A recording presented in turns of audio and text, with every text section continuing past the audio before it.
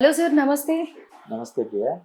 Sir, Nani ప్రొడ్యూసర్‌గా 'court versus nobody' అన్న హ్మ్. టైటిల్‌తో వస్తూ ఉన్నారు. అది హ్మ్. డిఫరెంట్‌గా అనిపిస్తుంది అండ్ కొత్త రకమైన కాన్సెప్ట్. ఇప్పటివరకు ఇలాంటి బ్యాక్‌డ్రాప్ అంటే మీరు చెప్తారు ఆఫ్ కోర్స్. హ్మ్. కాకపోతే ఇప్పుడు ప్రెజెంట్ ఏదైతే పోక్సో అన్న దాని మీద అందరికీ అవేర్‌నెస్ వచ్చింది. వాటి మీదనే ఎక్కువ కేసెస్ కూడా మామూలుగా సొసైటీలో చూస్తూ ఉన్నాం. హ్మ్. దానికి సంబంధించి తీసుకొని మూవీ ప్రొడ్యూస్ చేశారు నాని గారు. హ్మ్. ఎలా ఉండబోతుంది అని అంటారు? అంటే after a long time like Sankranti తర్వాత హ్మ్. ఈ మూవీ వస్తోంది. అవునా? అంటే ప్రొడ్యూసర్‌గా నానికి మంచి ట్రాక్ రికార్డ్ ఉంది. అతని ఫస్ట్ సినిమా ఆ సినిమాతోటే ప్రశాంత్ వర్మ 'హనుమాన్' ఫేమ్ ప్రశాంత్ వర్మ డైరెక్టర్‌గా ఇంట్రడ్యూస్ అయ్యాడు.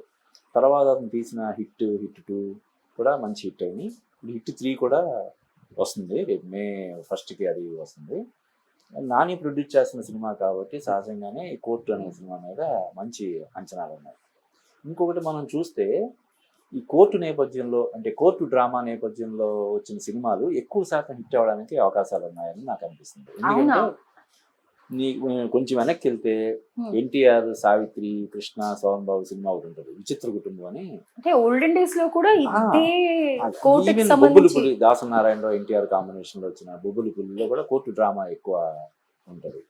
అలాగే న్యాయం కావాలి కావచ్చు, హ్మ్. అభిలాష, ఇలాగ కొన్ని సినిమాలు రీసెంట్గా పవన్ కళ్యాణ్ యాక్ట్ చేసినటువంటి 'వకీల్ సాబు'. హ్మ్. అంటే తెలుగులో 'వకీల్ సాబు' ఆశించిన స్థాయిలో విజయం సాధించి ఉండకపోవచ్చు. ఎందుకంటే అది ఆల్రెడీ హిందీలో అమితాబ్ బచ్చన్ చాలా పెద్ద హిట్ అది. 'పింక్' అని అమితాబ్ బచ్చన్ చేశాడు. హ్మ్. అలాగే తమిళంలో అజిత్ చేశాడు. హ్మ్. అటు హిందీ వెర్షన్ ఇటు తెలుగు వెర్షన్ చూసేసి దాన్ని కంపేర్ చేసుకోవడం వల్ల కావచ్చు, లేదంటే పవన్ కళ్యాణ్ ఇమేజ్ మరీ ఎక్కువైపోవడం వల్ల కావచ్చు, ఆశించిన స్థాయిలో ఆ సినిమా విజయం సాధించలేదు. కానీ ఓవరాల్గా ఏంటంటే కోర్టు నేపథ్యంలో నడిచే సినిమాలను ప్రేక్షకులు ఎందుకు ఇష్టపడతారు అంటే ఇంట్రెస్టింగ్గా. అలా అని కోర్టు బ్యాక్డ్రాప్లో ఏదో రొటీన్ సినిమా వచ్చేస్తే హిట్ అవుద్దని కాదు.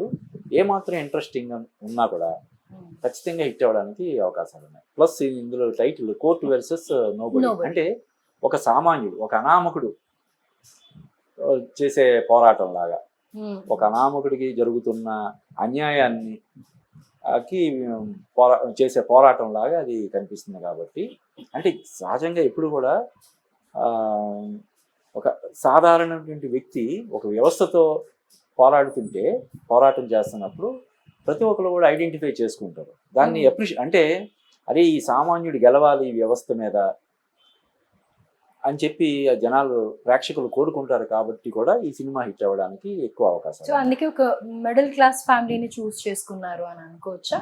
అలానే కాదు, మిడిల్ క్లాస్ అని కాదు.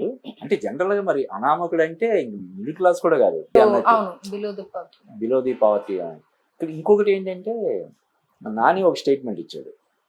నేను ప్రొడ్యూస్ చేస్తున్నటువంటి ఈ సినిమా మీరు నా మీద నమ్మకంతో ఈ సినిమాకి వచ్చి మీకు నచ్చకపోతే నా నెక్స్ట్ నెక్స్ట్ మూవీ కూడా నెక్స్ట్ నా చూడొచ్చు. సినిమా అదొక బోల్డ్ స్టేట్మెంట్ అదే అసలు చాలా అనుకోవచ్చు. బోల్డ్ స్టేట్మెంట్ కదా. ఈ సినిమా మీకు నచ్చకపోతే నెక్స్ట్ వచ్చే నా సినిమా చూడకండి మీరు. అంటే ఒకవేళ కోర్టు సినిమా ఆ, ఆదరణకి నోచుకోకపోతే, ప్రేక్షకులు ఆదరించకపోతే రేపొద్దున్న హిట్ 3 సినిమా చూడమని అసలు చెప్పడానికి కూడా అవకాశం లేకుండా పోతుంది. అంటే అంతే అంత కదా. కాన్ఫిడెంట్ గా ఉన్నారని ఇంకా కూడా అది చెప్పుకోవచ్చు. మే 1 రిలీజ్ మే సినిమా. ఇంకా దాని ప్రమోషన్స్ అవి ఇంకా ప్రాపర్గా ఇంకా స్టార్ట్ చేయలేదు. హ్మ్. ఒకవేళ నాని చెప్పినట్టు ఈ సినిమా హిట్ అవ్వకపోతే అసలు ఆ సినిమా బాగుంది, చాలా బాగుంటుంది సినిమా, మీరు చూడండి అని చెప్పడానికి కూడా అవకాశం లేకుండా అయిపోద్ది. హ్మ్. అందువల్ల కూడా ఈ సినిమా ఖచ్చితంగా అంటే నాని ఒక స్టేచర్ ఉన్నవాడు, క్రెడిబిలిటీ ఉన్న హీరో కాబట్టి అవును. అతను సినిమా అతనికి బాగా నచ్చి ఉండకపోతే ఇది ఖచ్చితంగా జనాలకి ఎక్కుతుంది, జనాలు కూడా బాగా ఆదరిస్తారు అనే నమ్మకం కలిగి ఉండకపోతే అంత బోల్డ్ స్టేట్మెంట్ ఇవ్వడు. దానివల్ల కూడా ఈ కోర్టు సినిమా పట్ల అంచనాలు బాగా పెరిగాయి. ఎక్కువైపోయాయి. మామూలుగా చూస్తే మనం అంతకుముందు వరకు కోర్టు సినిమా అనే దాని గురించి పెద్దగా ఎవరికి తెలియదు. అవును. వాళ్ళు కూడా దాన్ని ఎక్కువ మరీ హైప్ తీసుకురావాలని అనుకోలేదు. మా కొంచెం సైలెంట్గానే వచ్చి ఉట్టి కొట్టాలన్న ఉద్దేశంతో వాళ్ళు ప్లాన్ చేసినట్టు అనిపిస్తుంది. హ్మ్. ఇప్పుడు ఈ నాని స్టేట్మెంట్ తోటి ఒక్కసారి ఆ సినిమా మీద అంచనాలు అయితే పెరిగాయి. అవును. అందులో శివాజీ ఇందులో నెగిటివ్ షేడ్స్ ఉన్న రోల్ చాలా రోజుల తర్వాత బిగ్ స్క్రీన్ అలాగే మీద కనిపిస్తుంది. ప్రియదర్శి తను చేసే సినిమాలు కొంచెం సెలెక్టివ్ గా చేస్తుంటాడు. హ్మ్. రోహిణి వీళ్ళందరూ, అలాగే సాయి కుమార్ ఉన్నాడు. అంటే కోర్టు బ్యాక్డ్రాప్ లో సాయి కుమార్ లాయర్ గా వాదిస్తుంటే ఎలా ఉంటుంది అన్నది మనం ఒకసారి విజువలైజ్ చేసుకుంటేనే మనకు మంచి ఇంట్రెస్టింగ్ అనిపిస్తుంది. ఒక సామాన్యుడి కోసం చేసే పోరాటం కాబట్టి జనాలందరూ కూడా ఏమాత్రం అది బాగుంటే బ్రహ్మాండమైన పెద్ద హిట్ చేయడానికి అవకాశాలు ఉంటాయి. ఆ మెయిన్ లీడ్ ఎవరైతే ఉన్నారో అబ్బాయి హర్ష కానీ లేకపోతే అమ్మాయి కానీ వాళ్ళు కొత్తగా అనిపించట్లేదు స్క్రీన్ మీద చూసినా కానీ. చైల్డ్ ఆర్టిస్ట్ గా చేశాడంట అబ్బాయి. అంటే ఇటువంటి సినిమాలకి కొన్ని ఇమేజ్ లేని వాళ్ళు ఉంటేనే బెటర్ అన్నమాట.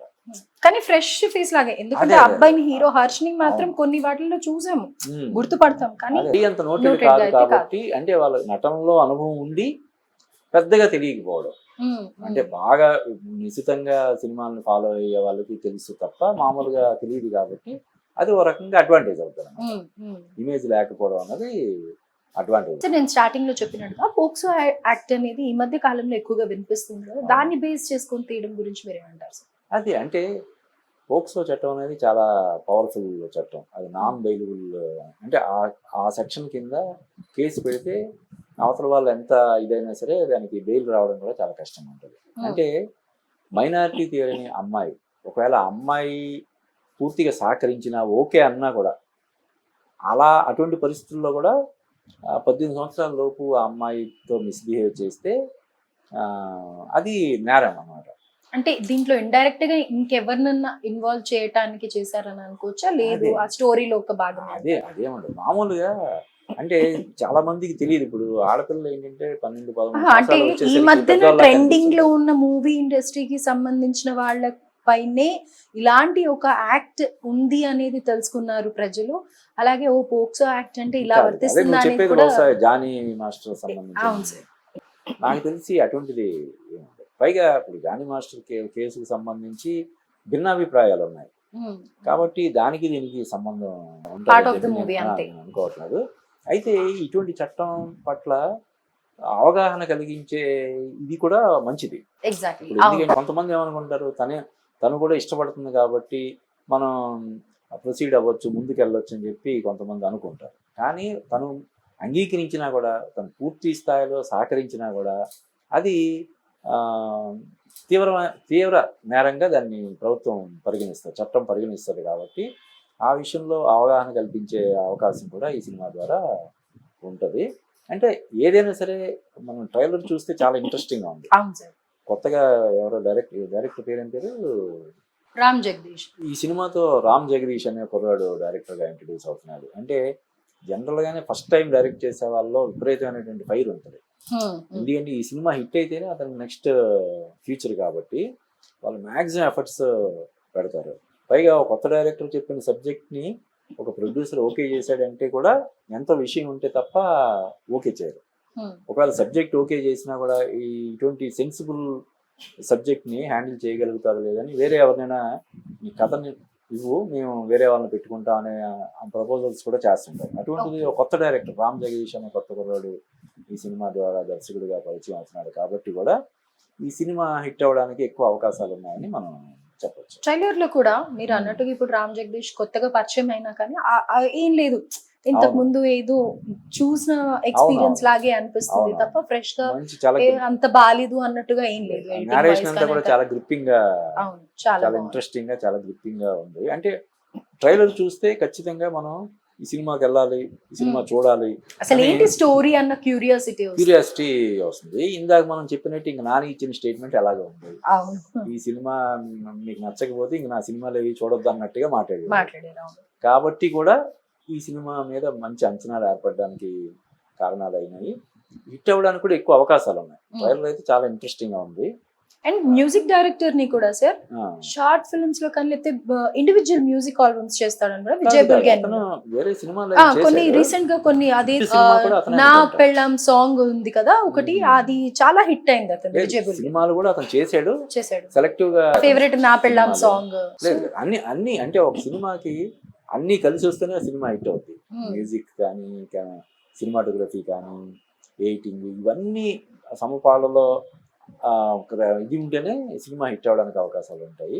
ఈ సినిమాకి అన్నీ కూడా కలిసి వచ్చినట్టు అనిపిస్తున్నాయి, అన్నీ బాగున్నాయి.